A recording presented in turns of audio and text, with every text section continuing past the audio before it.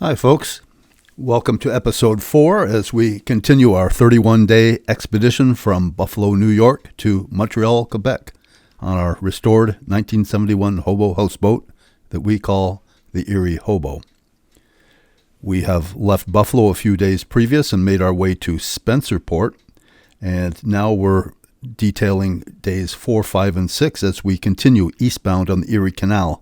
We'll be heading to Newark, New York for a night, and beyond that to the CAYUGA SENECA CANAL, which leads to the Cayuga and Seneca Lakes. We'll be going to Seneca Falls for 2 nights with a little side trip to Geneva on Lake Seneca for a frozen yogurt treat. So here we go. It rained back in Spencerport from about 5:30 in the morning till 9, and then just trailed off to spitting and mist, which it is right now, and it's not quite 9:30 here, and we do have to watch for some hazards. Some stuff fell down from the bank, so we're just going slow here. Janet's going to cut us around to the left. So that's not a recent fall, or at least it wasn't like it was last night here, but it's we just want to make sure we avoid any of the tip of that tree. Okay, power back up. Okay, so here is a cool mural underneath the bridge just as we approach a place called Henpeck Park. This is Henpeck Park. It's got a little bit of a wall there. They do have it listed, I think, as a kayak launch and otherwise, but it's a porta potty, porta john. You got a rough wall to tie up to. So that's a possible place there. Right after Henpeck Park is Captain Jeff's Marina. Kind of hard to see through the trees there, but it's very protected. So that's a full service marina you can consider. There's a trailer park associated with it, I believe. Just at Captain Jeff's here is the, what's that say, Grand Erie Yacht Club. There we are. It's a large barge, an old structure. They got that hauled up on shore one way or the other. We have seen a few deer during this trip, but usually they're spooked sooner than that one. Here we are on the Erie Canal on a wet, misty day.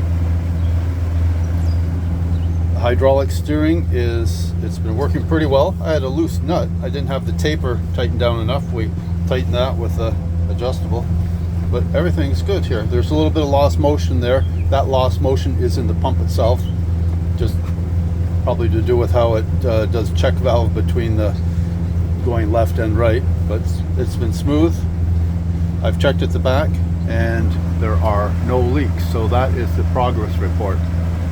Speaking of steering, there's something floating in the water up there. We just are steering around various bits of debris as we travel. This rock cut is a good example to show you. It's very visible to show you how parts of the canal are cut through the rock very visibly, and other areas it's merely following part of a river course that has been perhaps widened and deepened and dredged a bit.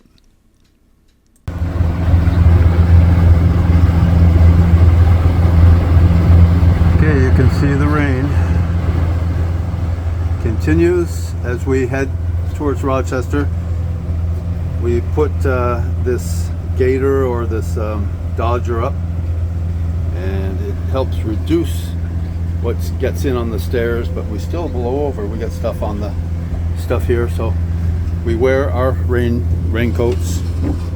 I've got my long pants. It is cooler today by a whole lot of degrees. Kind of chilly compared to the sweat of the past 2 days. Rochester has the Genesee River. This is the guard gate to the west of the Genesee River, and there's one on the far side of the Genesee River also. Okay, 5 mile an hour here, no wake in this section. This is the west guard gate. It's the guard gate that is west of the Genesee River in Rochester. Up ahead there's a wall and there's a barge tied up to it.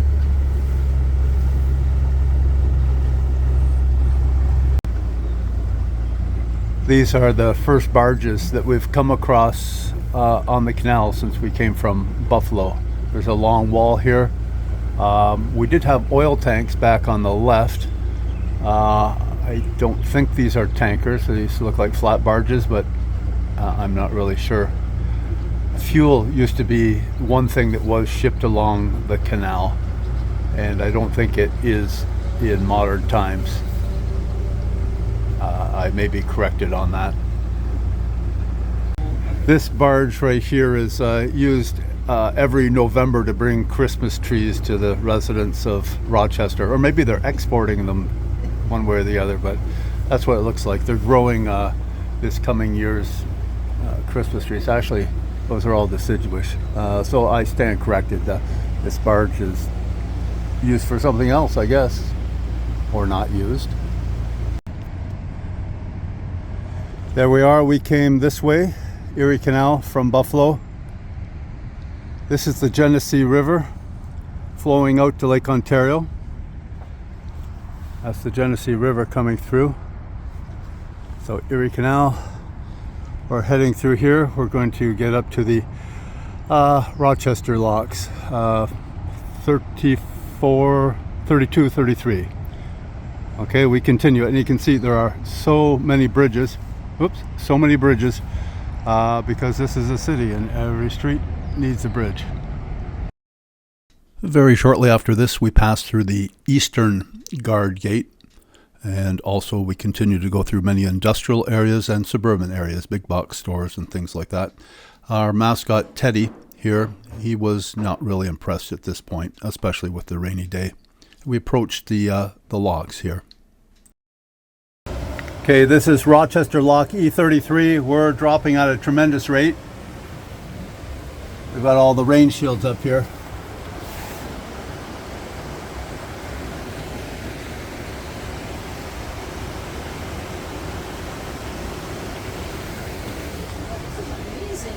E33 is followed by a short run or basin, and E32.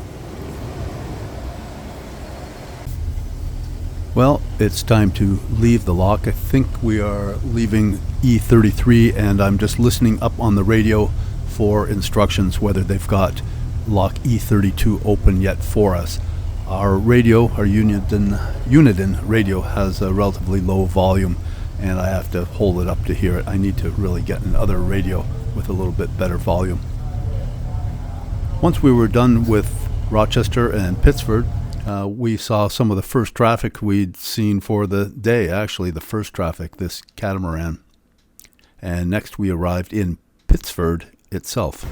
We've slowed down here to reduce our wake. This is the port of Pittsford, and it has it actually would be a good stop. You can see folks tied up here at the wall. They have good walls. There are restaurants, there are facilities provided by the Tourist Bureau or local municipality.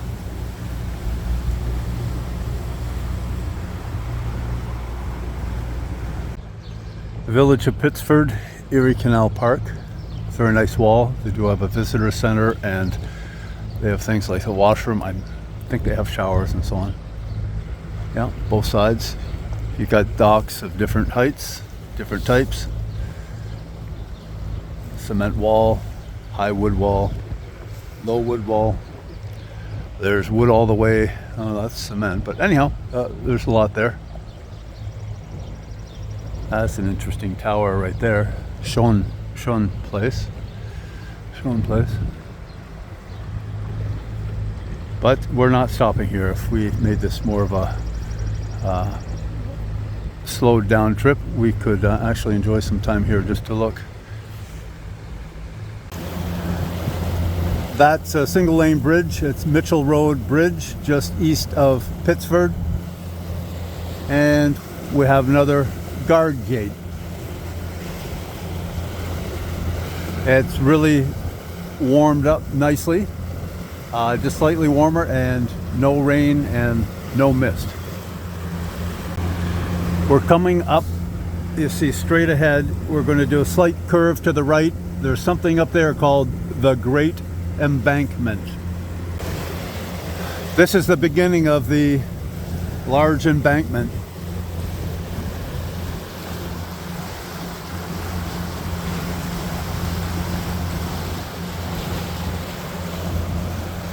There is a plaque right there. I think it's just talking about the trail itself. I'll have to get some other views. Later, maybe off the internet, to show this embankment. It would be nice to come back and drive the canal and see how high this embankment is in different places. Not just here, but elsewhere, like where people have their backyards end at an embankment or the hill. We're approaching Bushnell's Basin, and there is a dock just before this bridge, and there are some restaurants and things, so let's see. We might tie up here and see what's for lunch. Bushnell's Basin here. There's a bit of a kayak canoe launch down there, but we have here, there's power available, water. Okay, it's quite accomplished. Here are washrooms, maybe showers. History of Bushnell's. We have things like frozen custard or ice cream. There's a brewery of some sort over there. There's something called Tom Wall's Burgers down here. There's a Walgreens. There's actually a gas station too, and we're going to fill up one of our portable tanks and bring it back to the boat after we have a little bit of lunch. Okay, this is an oxbow area. There's a shallow entrance right there, a small island, a little deeper entrance here. You could anchor in there if you needed to or wanted to. It's a bigger island, and it looks like there's a narrow entrance over there. But there is a place that's rather private if you just wanted to hang out for lunch or drop the anchor for the evening. Oh, that duck narrowly escaped being run over. Oh, two more that were up there, they flew off instead. So we've just passed the Church Street Bridge, and we're doing a bend around a little over 90 degrees to the Main Street Fairport Bridge, where they have to lift it. So he said, "Captain, we'll lift it when we see you. Wait for the green." Janet's going to handle this one.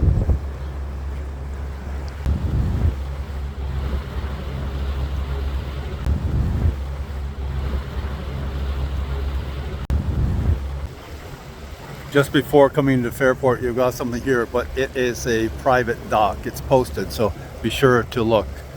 It is not a town dock.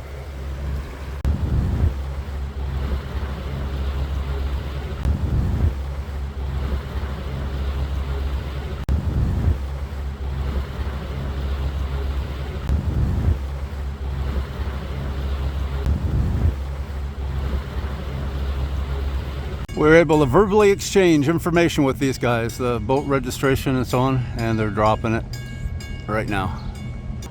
Yeah. So here we are. Fairfax.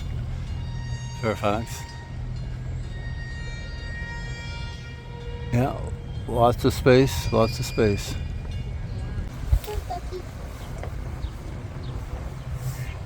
This one's a nice mallard.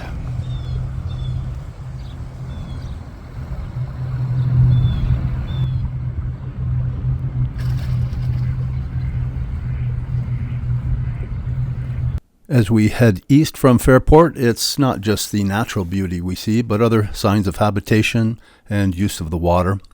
We went through Macedon Lock E30 and continued east. In this section, we left number 30, which was Macedon Lock. We're going to Lock 29, just around the corner. Lock 29, Palmyra.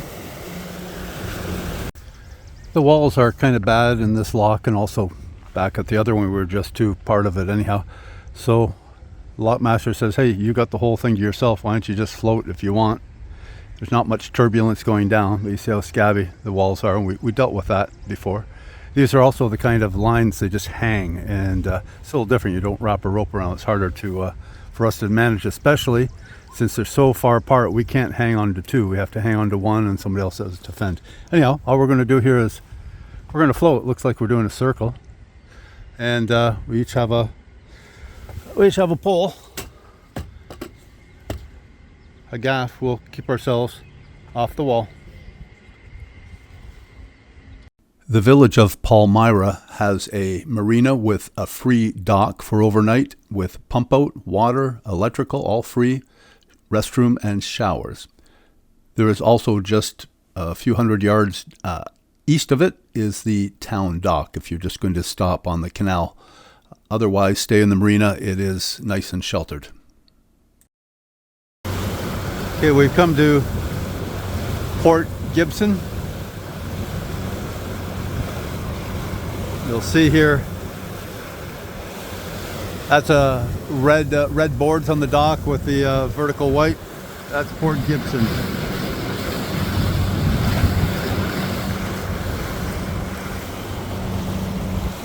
And it's a wide open area here. And a lot of fishermen are out at this time. It's 6:15, so we just slow down not to wake them. And we continue on to Newark. This is Newark as far as the canal goes. The main city is over that way. We have some development here. It's actually a very nice town. We're way down there at the end. Only 2 boats here tonight on a Thursday.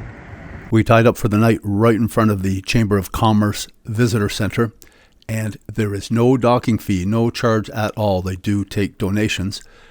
They have very clean facilities. Washer and dryer. They have a pump out, which we didn't need at the time, but that is free as well. Showers and washrooms. 5:30 in the morning. We had rain, and it rained for part of the morning here in the Erie Canal with our little houseboat. And an old problem. This was leaking from the anchor light here, and so I thought I'd better investigate that.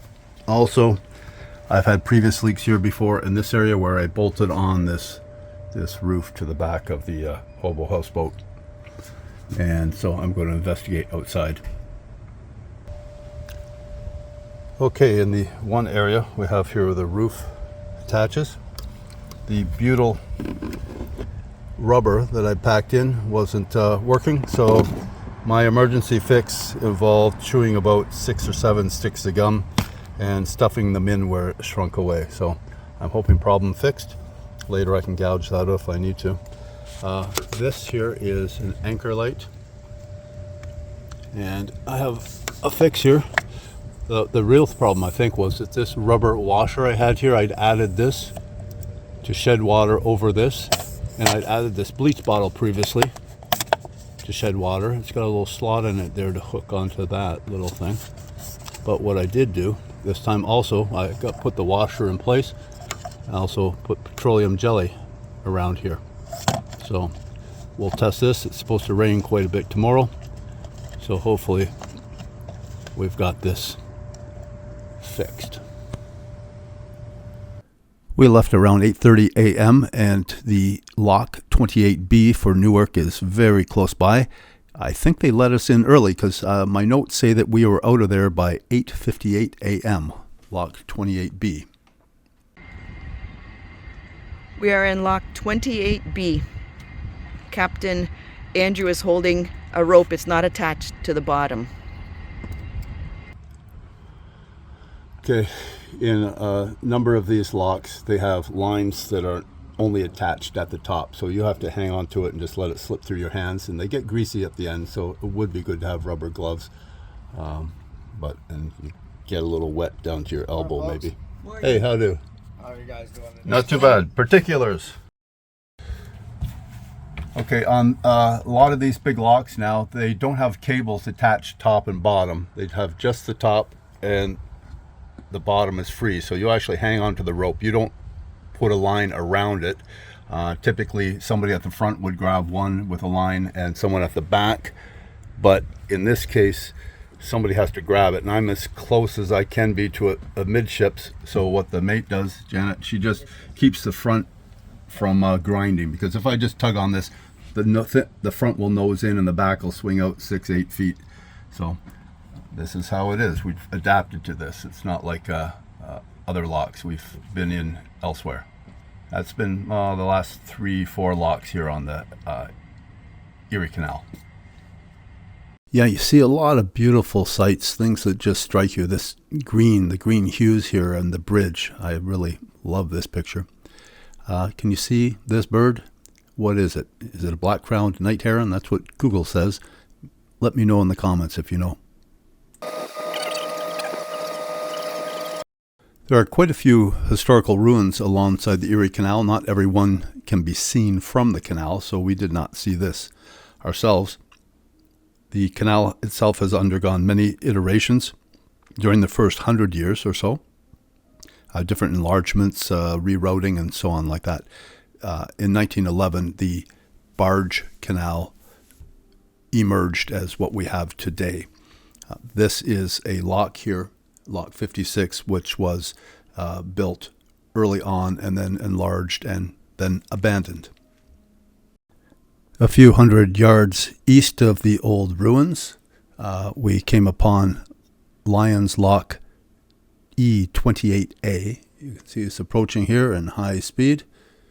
And they had the lock open for us, the doors, and we pull in, and you can see here the happenings as we hold on to the wall, try and keep it straight during the turbulence. The guy's going there. He's going to actuate the electro-hydraulic systems. Everything is electrically controlled and hydraulically controlled on the Erie Canal. It's not like the Rideau Canal where they actually manually crank at cap stands and so on.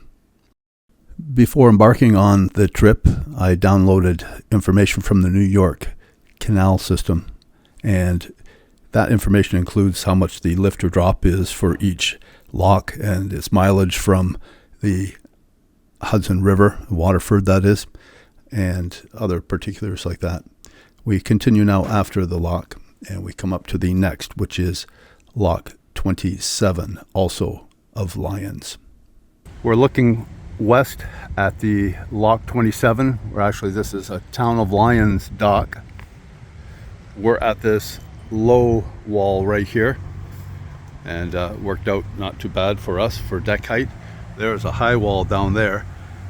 They've got services that that includes water, electric and water on the high wall. On the low wall, you've got 20 and 30 amp. 20 amp power, which is just great. If we were staying here, we possibly would use that. So let's go see here. This is sort of a peppermint capital, and there's other history, museums and so on. So we're just stopping here for a little refreshment break. If you were planning on staying a day or two here, there is no shortage of dock space, and they do have services. There's no shortage also of interpretive information for history and things like that, if that interests you. We took a walk through town, an unremarkable small town, but it has a few things, shops to visit and so on. And we did find a coffee shop and had a little refreshment, and then we were on our way. Yeah, so we're on our way to Clyde. We've got some things like tank farm here. Farther back, just before that bridge, I tried to get a picture. It's an old mill of some sort with a rotted roof, but stonework about 4 stories high. So there's a mix of evidence of old industry and new industry. So onward to Clyde. Okay, I misspoke. That last bunch of bridge abutments, I don't know what kind of road it was. It could have been railroad, but this one is marked as an abandoned railroad. So that other one isn't even listed on the bridge list because there's no bridge, just abutments. Yeah. There are 2 channels noted here. We didn't see the green over there, but we chose the widest one. We figured there'd be the least debris. There's a fair bit of floating debris here. More floating debris than deadheads. If we were in Florida, we'd be thinking we're seeing alligators. Now we see with some elevation something. This one is sticking up enough. I don't know if it's a deadhead or floating, but it's one of the larger ones. We see ones that are 4 foot, but a lot of things that are just 1 foot and so on. This one, the way it sits and bobs, it's totally floating. It's totally floating. We'll watch what happens in the wake. Yeah, totally floating.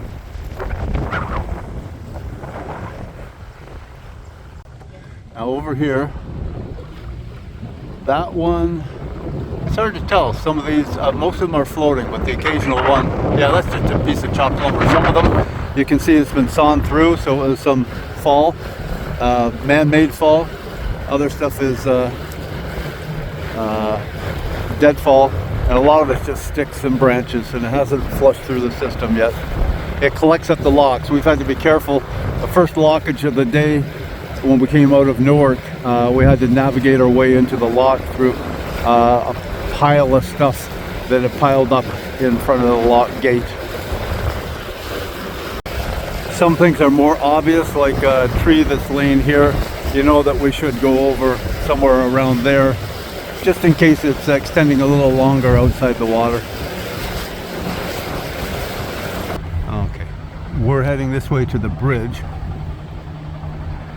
but this way. What is that noise? That noise is some kind of construction on shore. Okay, we're coming up. That's actually an offshoot. That's the old Clyde River, and here is where we're going on the canal. There are areas where the Clyde River was used with a couple versions of the original canal, and later when they made the big barge canal, then it changed and we opened up here. But there are little all over. If you look on the map, we have some spots of dead river of the Clyde River, dead pieces of the Clyde River. Okay, we're not far from habitation. You can hear a jackhammer of some sort, somebody pounding pilings or doing something over there. We've seen a few primitive homes in the last couple miles, but this is the most primitive so far on the whole journey.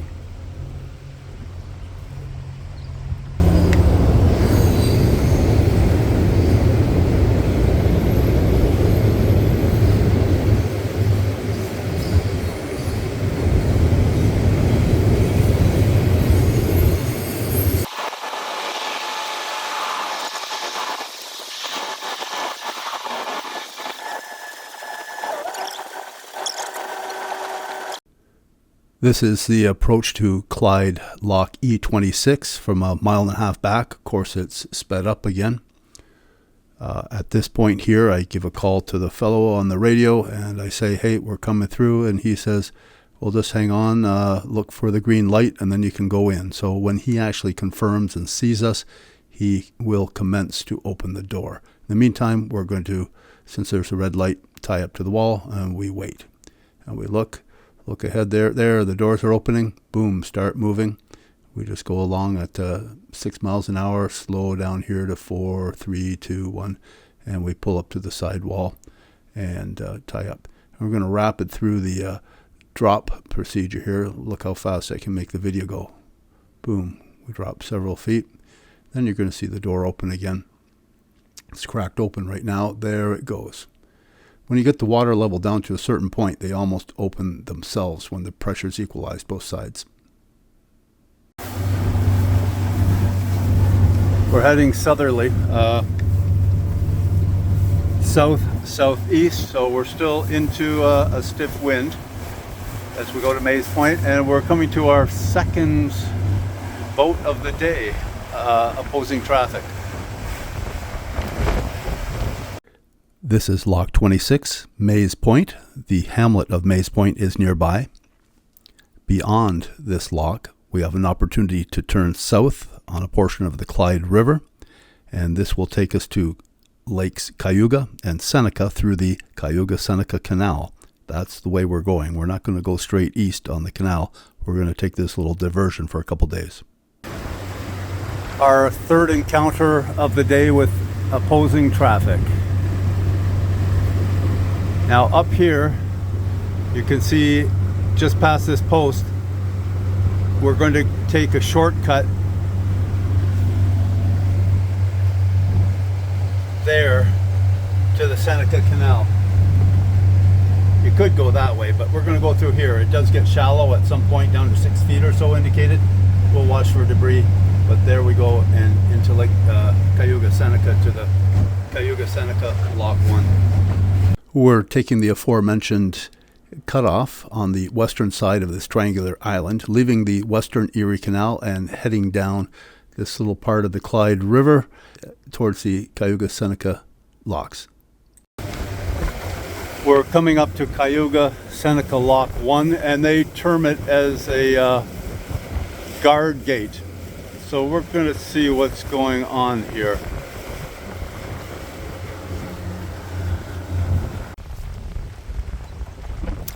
This is CAYUGA SENECA Lock 1.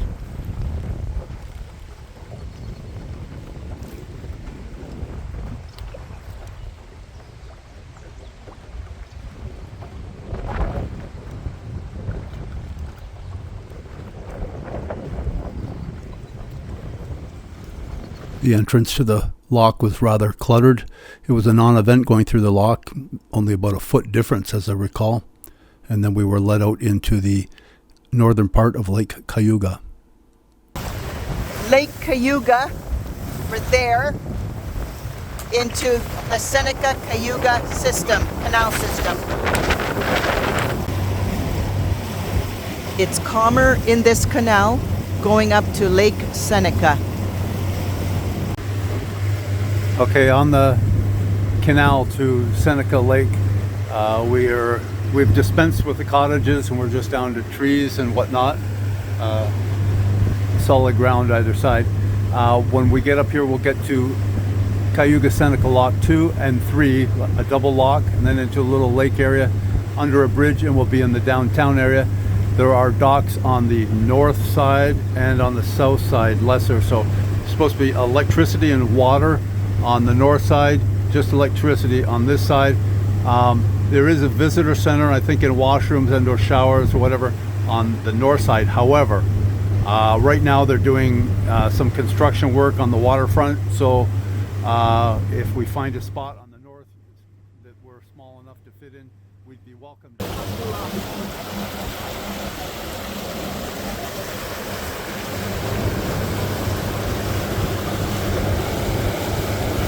CAYUGA SENECA locks 2 and 3 are just around this bend. We've had a strong south wind. This set of locks runs more or less to the west. We're not going to fight the wind as much as we did in the previous locks because the wind will be blowing us to the lock wall. It's been a little tougher before that. Notice the red light? That's the do not enter light, and we see the doors are closed. We'll give them a call now.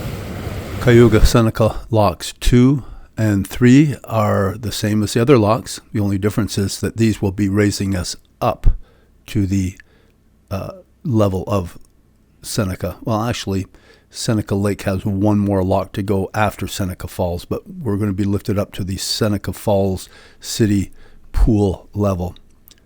So you'll watch closely here. We're tied up or holding onto the wall, and it is rising. Once lock 2 is full, it will go into lock 3, which is relatively empty. They're going to equalize the, well, you can see the water pouring through the little gap in the doors. That indicates the level of water in the next lock. So just wait a second, see what happens. Door opens, voila. The lock 3 is at that lower level, and we still have this distance to go up again. Okay, we're up against the wall here.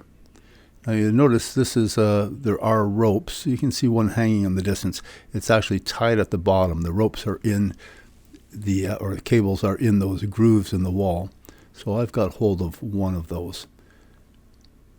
Oh, I'm mistaken. There are cables in the grooves in the wall, but there are also ropes hanging on the outside surface of the wall. That's what I have hold of.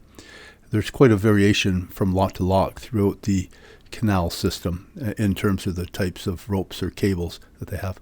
Now we're being let out into this pool, which is just before the town. And there's a little map there. Now we're going to look across the pool, and we'll see a little bit of a town. There's actually a church here. That's a spire on the church, and there's a bridge to the left. We're going to around the corner. We're going to get downtown.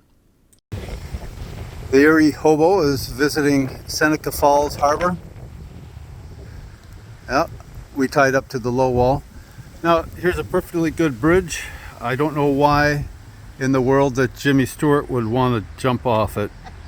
Anyhow, that's the bridge from It's a Wonderful Life, where George the angel convinces him not to jump. What would life be without him?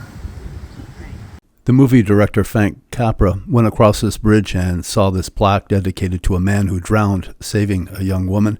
He incorporated that into a movie script he had, and he also used Seneca Falls as a stand-in for Bedford Falls in his movie. We visited this one art studio gift shop. It was kind of interesting. Also on the same South Shore, we visited the National Women's Hall of Fame. In 1848, the first women's rights convention ever in the United States was held here in Seneca Falls. The north side of Seneca Falls Harbor is currently being renovated. You can see they've got the new services pylons here ready to wire in. They've got some new, I'm not sure exactly what, plumbing there for each one, and they've got everything cleaned out here. They'll probably lay some brick there or stamp cement. That's on that side. Over there they do have power kiosks or power poles, but the old wall. Further here is low dock. They're doing the same thing here in terms of the white plastic must be something to do perhaps with the water. I don't know exactly what, but they'll put new kiosks there. I'm hoping they maintain and refurbish the, oh, you see it move there, the floating dock for lower decked vessels. I'm not sure the ETA, but at the rate they're going, it'll be maybe midsummer. They'll have it done sometime in July. I don't know. Additional notes, the north wall at Seneca Falls. It's a little rough, but that's fine. There's power, and there may or may not be water at this time. That low dock over there by the Knitting Mill and Women's History Museum, it's covered with goose poop and in poor repair at this time. That park is also inhabited by tons of Canadian geese. Also, it's on the wrong side of the bridge. Really, to exit, you've got to go that away through the parking lot of the museum to get to the road behind there near the bridge. There are restaurants and so on over there. This main street, this is the back alley of the main Fall Street, and there are tons of restaurants on both sides of that road just over behind here. The visitor center, you see that structure there with the railing above and awning, that is currently closed right now. That's where the boater facilities would be. They've got up on the main street on the far side at State Street and Fall Street, they have a temporary small visitor center, but there's no showers or washrooms. Not yet, till all this renovation is done, and the building itself has renovations as well, I believe. Well, this was a beautiful Saturday that dawned. We took a little walk here. We went to the It's a Wonderful Life Museum. Kind of interesting. Then we hopped on the canal, continuing towards Seneca Lake. We went through some industrial areas, and then you end up getting to a little bit more of cottage country, let's put it that way, and we approached CAYUGA SENECA Lock number 3 to lift us up to Lake Seneca. To look at the flow from this weir here, and there's one like it right up near the dam. The cross currents it creates are a lot of fun if you're trying to wait for the lock. Here we are at CAYUGA SENECA Lock 4 in Waterloo.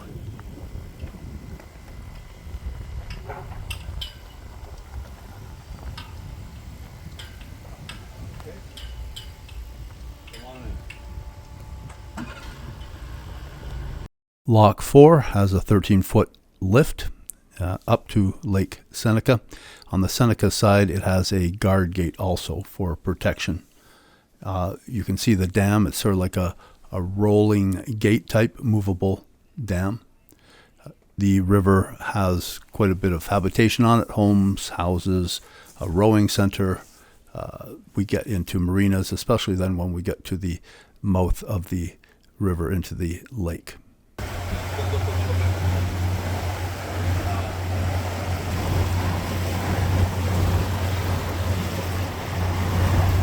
Approaching Lake Seneca.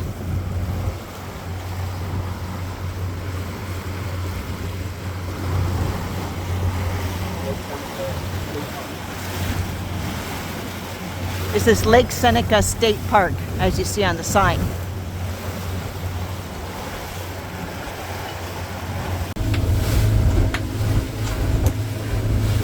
The Erie Hobo is on Lake Seneca right now.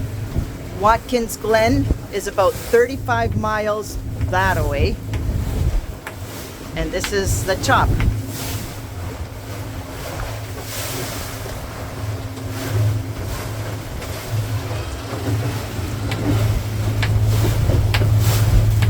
We crossed the top of Lake Seneca and we headed for the Geneva Public Dock, which is right next to a public pier. And by coincidence, no coincidence, there happens to be an ice cream shop there. We had some frozen yogurt. We came across this reminder that though we're far away from home with hundreds of miles to go, we're quite carefree on our hobo. That almost rhymes. Okay, bye-bye Lake Seneca, bye-bye Geneva. We had some good frozen custard. And we are returning to canal, or the Seneca River, I guess. We got the green here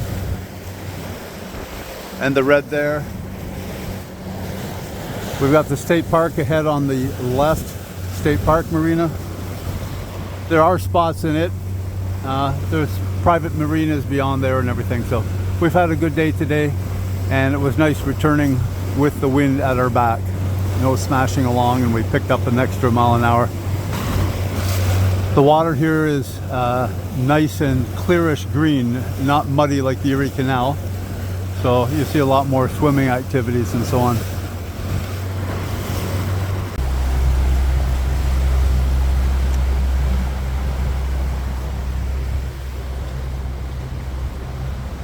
This bridge is abandoned, obviously.